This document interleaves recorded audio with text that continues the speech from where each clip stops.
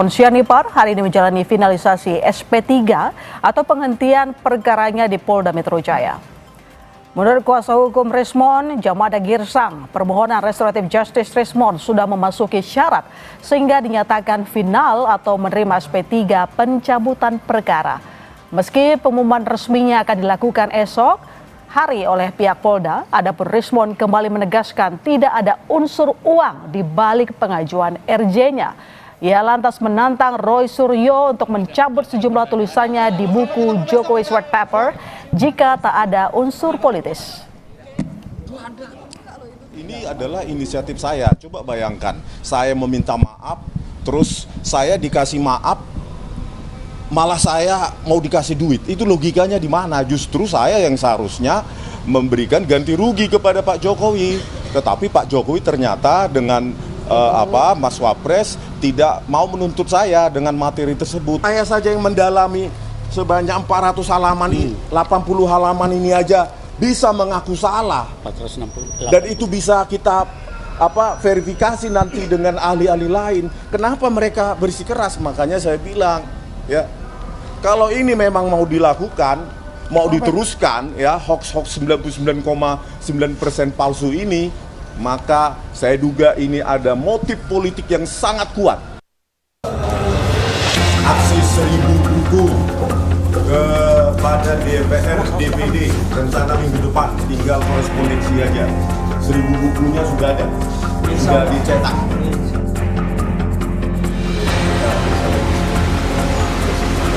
Saya sebagai peneliti menyatakan minta maaf secara gentleman kepada keluarga Bapak Jokowi. Siap.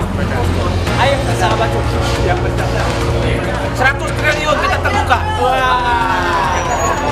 Biar publik tahu siapa yang membutuhkan RJ ini, Jokowi atau kami. Roy Suryo, Rismon, dan Dr. Tifa yang dulu menyebut diri mereka trio RRT, kini tak sejalan lagi sejak Rismon memutuskan minta maaf dan mengajukan restoratif justice kepada Jokowi dan keluarganya. Objek ijazah Jokowi yang selama ini diklaim Rismon 1000 triliun persen palsu, awal Februari lalu dinyatakan Rismon otentik. Terkait dengan watermarks, terkait dengan emboss, terkait dengan uji overlay, terkait dengan uji overlapping dalam toleransi tertentu. Ya. Membuktikan ya, authenticity dokumen menjadi tidak terbukti. Ya. Authenticity maksudnya permasalahan authenticity, keaslian dokumen itu secara digital forensik menjadi tidak terbukti. Sebagai wujud penyesalannya, Rismon pun menemui langsung Jokowi di Solo dan putranya Gibran Rakabuming di Istana Wakil Presiden. Gibran bahkan menyebut ia dan Rismon sudah seperti saudara. Kita sampai di sini, pokoknya kita ini saudaraan, enggak ya, pokoknya kita ini tidak ada apa-apa di sini. Mundurnya Rismon dari kubu Roy CS kini berbuntut panjang. Rismon secara belak-belakan menyebut Roy Suryo peneliti gadungan. Sementara Roy menilai mantan rekan sesama penulis buku Jokowi's White Paper itu tak memiliki integritas sebagai peneliti. Bahwa dia saya sebut adalah politisi berbulu peneliti. Ya, politisi yang mengaku-ngaku seolah-olah dia peneliti. Meskipun dia tidak punya catatan apapun di Google Scholar.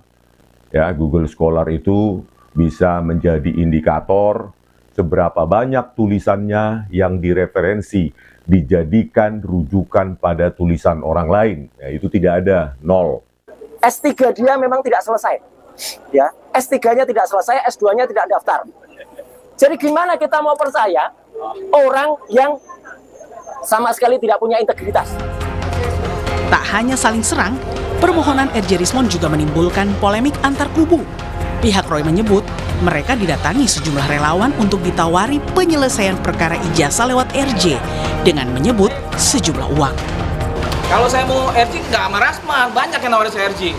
Para Tabas, pengacara perempuan, Ketum Rejo, Bang Darmizar, udah Darmizar. Ditawarin ya, bukan Iya, minta. bukan saya minta, ditawarin gitu loh. Kalau mau kerja dengan saya tantang terbuka.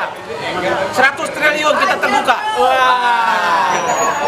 Biar publik tahu siapa yang membutuhkan RJ ini, Jokowi atau kami.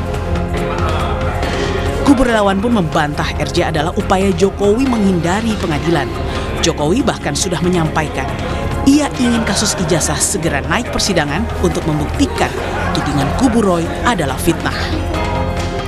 Ya, pengen saya seperti itu secepat-cepatnya. Ini kan sudah hampir 1 tahun. Segera P21 dan diserahkan kepada pengadilan untuk nanti kita bisa menunjukkan mana yang benar, mana yang nggak benar. Hingga kini kasus ijazah Jokowi masih berkutat di tangan penyidik Polda Metro Jaya. Jelang 1 tahun Jokowi melaporkan perkaranya pada 30 April nanti, sudah ada 3 tersangka yang menerima SP3 usai mengajukan restoratif justice kepada pelapor, yakni Jokowi. Tim Liputan, Kompas TV.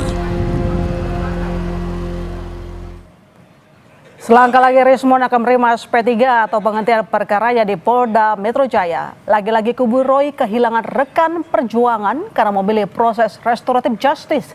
Pertanyaannya, benarkah jalur RJ adalah amunisi Jokowi mematahkan serangan kubu Roy Suryo? Dan kenapa hingga kini kasus ijazah tak kunjung P21? Kita bahas bersama Roy Suryo dan Andi Aswan yang sudah hadir di studio. Selamat petang, Mas Roy. Selamat petang, Mas Andi. Ya, sehat selalu. Sehat-sehat selalu. Besok katanya Bang Rismon bakal terima SP3 kalau nggak ada halangan. Sudah dipastikan itu akan terima? Ya, insya Allah besok itu ya saya baru kembali dari Polda Metro Jaya dan saya hadir di sana. Memang sudah finalisasi ya. Besok insya Allah itu akan diumumkan lah oleh Direktur Dirpidum. Kita ada press conference untuk itu, untuk mengumumkan itu. Tapi lagi-lagi nih Bang, tampaknya restoratif justice selalu jadi amunisi Jokowi sehingga jadi menerima gitu. Pihak dari kubu Roy ini meminta maaf seakan-akan tidak mau dilanjutkan kasus ini ke persidangan. Kata siapa? Enggak. Justru Pak Jokowi ini membutuhkan ruang publik yaitu persidangan. Untuk membuktikan ijazah asli beliau ini yang dituduh palsu oleh mereka itu ya. Jadi kalau kita melihat adanya KUHP baru itu mengkedepankan yang namanya restoratif justice dan kita mengetahui kan bahwasanya Pak Jokowi ini adalah seorang sosok negarawan, seorang yang pemaaf ya, yang mengkedepankan namanya rasa persatuan dan kesatuan itu. Apapun yang dikatakan mereka meminta RJ ya, sebagai umat manusia juga menerima itu. Tuhan aja memaafkan orang yang bersalah yang sangat besar. Nah, disinilah kita lihat kenegarawan beliau. Nah, kalau mereka ya Bang Egy, Bang Damai dan Rismon itu mengakui bahwa mereka itu salah untuk itu ya, ini adalah satu alternatif untuk keluar. Baik, kalau Mas Roy sendiri, apakah ada kemungkinan ada lagi yang mengajukan restoratif justice menyusul Bang Rismon? Pertama-tama saya ingin ucapkan selamat dulu. Selamat. Atas jubir yang baru untuk Rismon ya. Itu Andi Aswan rupanya sudah jadi jubir baru dari Rismon ya, nggak apa-apa lah. Dan saya mengucapkan selamat kenapa? Alhamdulillah. Saya sampaikan kalau harus ya. Hari-hari ini juga beredar kabar hoax kayak gini, Mbak. Tuh, katanya Omon meninggal dunia. Ini hoax ya, gitu. Jadi jangan dipercaya kalau kayak gini. Jadi saya kaget juga gitu, katanya saya melayat. Wah, tapi ya alhamdulillah sudah tampil kembali ya Omon. Meskipun saya katakan saya nggak perlu menanggapi apapun sekarang dari si Omon, karena dia zombie. Zombie kan katanya sudah meninggal, kata Bang Andi itu juga tuh katanya sama teman-temannya bilang katanya sudah ada surat kematian, jadi nggak usah ditanggapi lah. Tapi kalau misalnya kita fokus ke RJ-nya Rismon ini, apakah Anda melihat bahwa ini merupakan amunisi dari pihak Jokowi supaya Anda dan rekan Anda minta maaf? Makanya udah benar sekali Mbak Ilona dan teman-teman juga media yang mempertanyakan hal itu. Karena apa? Ini udah kayak kebakaran jenggot padahal dia nggak punya jenggot yang di Solo itu ya gitu. Jadi artinya karena saking ketakutannya menghadapi P21 karena itu nanti kalau ada di persidangan maka apapun dilakukan. Solo juga dilakukan upaya segala cara, nggak ada wong sudah disidangkan berkali-kali tahu-tahu di ujung NO. Itu kan nggak masuk akal. NO itu di awal tiba-tiba ujungnya di NO. Ini kan aneh. Artinya ada orang yang sangat ketakutan. Siapa yang ketakutan? Ya yang punya ijazah palsu itu. gitu loh. Yang punya ijazah ini loh palsu, ya. Yang punya ijazah 99,9 palsu ini sangat ketakutan. Maka apa? Kasih RJ, dan itu fakta loh ya. Semuanya dikasih satu persatu. Bu Kurnia diikuti sampai ke kamar kecil, didesek-desek. Bu, kapan mau RJ? Ada juga yang ditawari umroh, ini fakta. Ada juga kuasa hukum kami yang kemudian di WA asli, kalau ini bukan WA palsu-palsuan kayak WA-nya Tifa itu ya. Kemudian diajak untuk ketemuan, bagaimana kliennya mau diajak RJ atau enggak. Jadi pokoknya tukang bohong dari Solo itu udah sedemikian caranya membuat supaya kami ini mundur. Tapi kita akan terus tekan sampai ijazah palsu ini terbukti. Oke, baik. Mas Andi, kenapa sih kira-kira dari pihak Jokowi yang sebenarnya relawan begitu ya, getol mendekati pihak-pihak yang Saya harus klarifikasi, tidak ada namanya relawan untuk mendekati. Mereka untuk RJ itu jelas ya. Itu. Saya sendiri kan sudah difitnah itu bahwa mendekati yang namanya Tanya Darmizal sama siapa? tanya Jelas bukan itu untuk kita. Justru kita ini berpatokan hanya apa? Semua permohonan RJ itu harus melalui penyidik Polda Metro Jaya, baru disampaikan kepada para pelapor tersebut. Ya. Tidak ada harus relawan. Kalau relawan itu memfasilitasi mengantar mereka ke Solo, itu bukan kapasitas bahwa dia akan menentukan bahwa RJ itu diterima. Tapi RJ itu diterima hanya oleh Pak Jokowi dan pelapor lainnya. Tapi Rustam Effendi tadi mengaku bahwa juga didekati oleh para relawan. Anda bagaimana menjawab? Kalau saya, apa yang diomongkan, apa dibicarakan oleh Rustam Effendi, itu adalah omong kosong dan dia itu pengomong besar. Pengomong besar? Ya. Banyak case dia bilang ada katanya fotonya Pak Jokowi itu adalah fotonya Dumatno. Ketika saya challenge, dia nggak bisa ngomong apa-apa, malah melempar. Itu skenarinya Roy Suryo. Jadi intinya begini, sama ini dulu ya. Kan kalau dia katakan tadi itu ya, apa yang dikatakan Roy Suryo ini, sebetulnya dia ini sudah merasa apa ya? Sudah merasa ketakutan sendiri gitu. Ketakutan. Sangat takut sendiri. Karena biar bagaimanapun juga key playernya di sini dalam kasus ini adalah Rismon. Dan Rismon juga mengatakan dalam buku Jokowi White Paper itu dia hanya 49 halaman. Intisari dari buku itu adalah yang buat adalah Rismon. Dan Rismon itu mengaku dia membuat suatu kesalahan yang besar untuk itu. Dan dia harus peneliti kok bisa harus membuat lagi namanya revisi untuk itu. Anda takut ditinggalkan teman-teman sama sekali enggak. Sama sekali enggak. Apalagi ini ya. Saya kan udah langsung di podcast saya ya di Roy Suryo Official, saya udah katakan namanya peneliti Mbak itu punya batas toleransi, kesalahan tuh paling hanya 3 sampai dengan 8% atau maksimal 10%. Kalau 90, kalau dia bilang 11.000 triliun persen palsu, terus tiba-tiba dikoreksi itu otaknya dikoreksi itu ya, sama ditranslasikan, itu nggak mungkin. Apalagi peneliti kok bisa bohong tentang kehidupannya ya, katanya sudah meninggal, sudah bikin surat supaya dia seolah-olah tidak hidup lagi dan supaya nggak bayar lagi beasiswanya. Itu kan namanya zombie udah. Tapi Mas Roy, sebelum Rismon balik arah, dia mengatakan 1000% bahkan 1000 triliun persen yakin bahwa ijazah Jokowi palsu. Itu yang benar loh. Tapi sekarang dia bilang bahwa asli. Itu dia kena tekanan. Dia kan sampai menghina dirinya sehina-hinanya, kemudian merendahkan serendahnya untuk sekedar mendapatkan SP3. Karena dia kalau enggak, dia dan kemudian ada orang paling terdekat dengan dia itu terancam masuk gara-gara surat palsu.